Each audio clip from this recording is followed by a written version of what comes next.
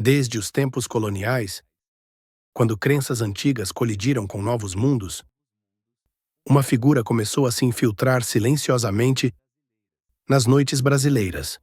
Seu nome raramente era dito em voz alta. Era sussurrado, como um aviso.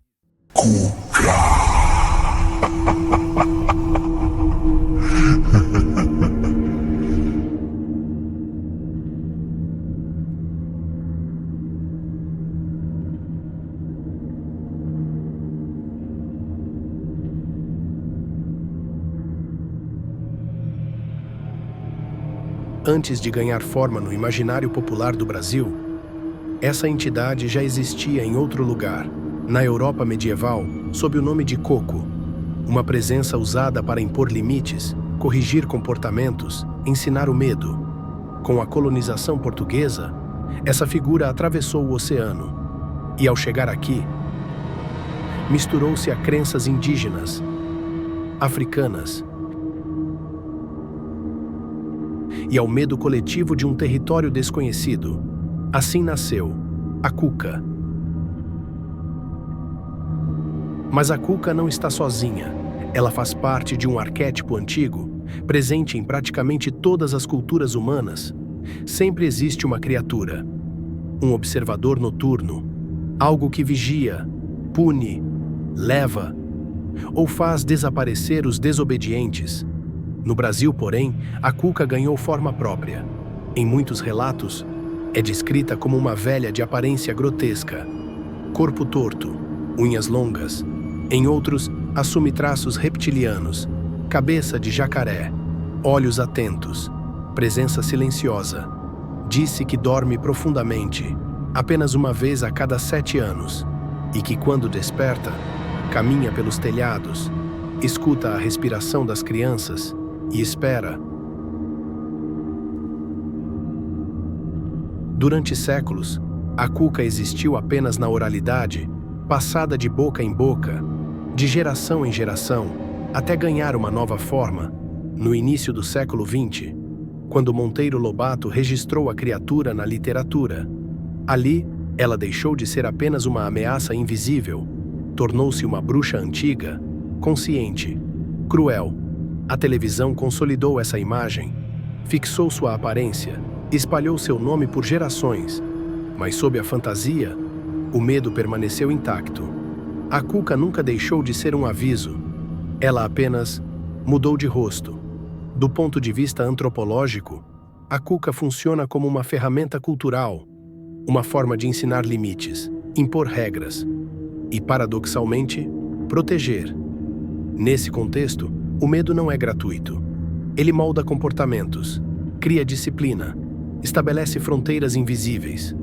Por isso, a Cuca observa, escuta e raramente ataca sem motivo. Ela surge quando regras são quebradas, quando a noite avança, quando o silêncio se torna profundo demais. Mas e se a Cuca não fosse apenas um símbolo? E se antigas lendas guardassem fragmentos de algo mais concreto? Por que figuras tão semelhantes surgem em culturas tão distantes entre si? Muito antes da escrita, as sociedades humanas aprenderam uma lição simples e brutal. Nem toda ameaça pode ser explicada a uma criança.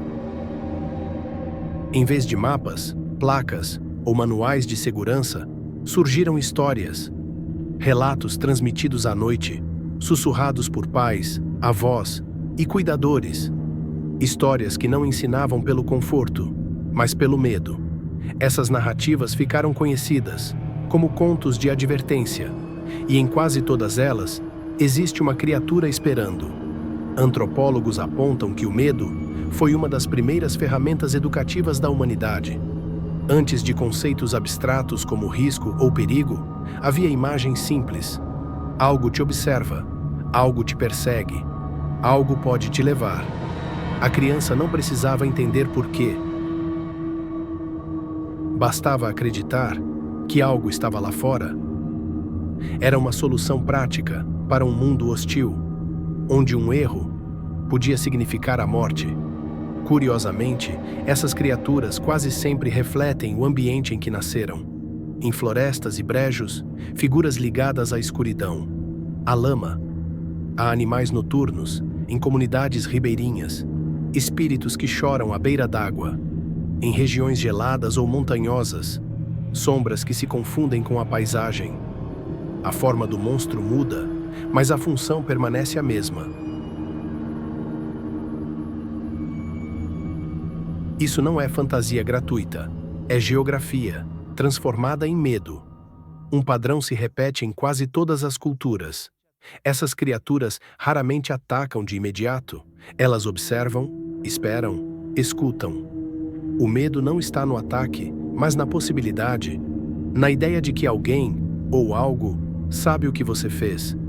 Psicólogos veem nisso uma forma primitiva de internalizar regras sociais. Mesmo sozinho, mesmo no escuro, a criança sente que não está realmente sozinha.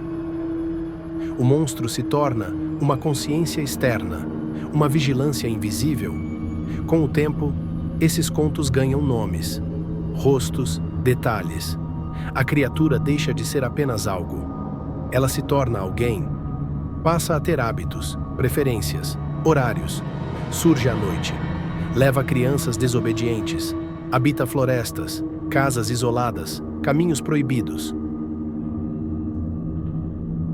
É nesse ponto que surgem figuras como a Cuca, o Coco, o Bogeyman, o Namahage.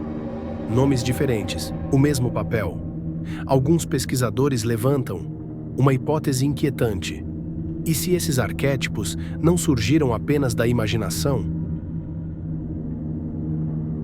O medo de olhos na escuridão, de algo espreitando além da luz, é universal. Talvez seja um eco evolutivo. Memórias antigas de predadores reais, ameaças noturnas, que moldaram nosso cérebro. Ou talvez essas histórias existam porque, em algum momento distante, algo realmente esteve lá fora. No fim, talvez isso não importe. O que importa é que funcionaram. Sobreviveram por séculos. Atravessaram oceanos, mudaram de forma. Mas nunca desapareceram, porque enquanto houver crianças, noites escuras e perigos invisíveis, sempre haverá alguém sussurrando. Se não obedecer, eles vêm te buscar.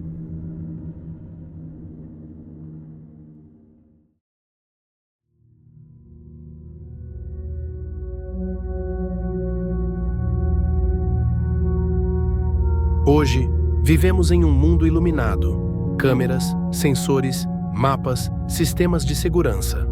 Mas, curiosamente, o medo do escuro nunca desapareceu. A tecnologia afastou predadores visíveis, mas não apagou aquilo que aprendemos a temer. Porque a Cuca nunca foi apenas sobre uma criatura. Ela é sobre limites, sobre atravessar fronteiras antes da hora, sobre o perigo de ir longe demais. Quando ainda não se entende o mundo, quando uma criança ouvia falar da Cuca, não aprendia apenas a obedecer, aprendia que o mundo não é totalmente seguro, que existem forças fora de controle, que nem tudo responde à lógica ou à explicação. Esse aprendizado permanece, mesmo quando crescemos. Ele se transforma, vira ansiedade, cautela, a sensação de estar sendo observado, mesmo quando ninguém está lá. Talvez seja por isso que essas histórias resistem ao tempo. Elas se adaptam, mudam de nome, mudam de rosto, mas nunca desaparecem. Hoje, a Cuca pode não morar mais nos telhados, mas vive nos becos escuros, nas florestas isoladas, nas casas abandonadas à beira da estrada. Vive no aviso silencioso que algo não está certo. E talvez essa seja a sua verdadeira função. Não punir, não capturar, mas lembrar. Lembrar que o mundo nem sempre é gentil, nem sempre é previsível, nem sempre é seguro. E que ignorar isso sempre teve um preço. No fim, não importa se a Cuca existiu como criatura. O que importa é que ela continua existindo como ideia. Uma sombra herdada, Um sussurro atravessando gerações, uma presença que só aparece quando alguém acredita estar sozinho demais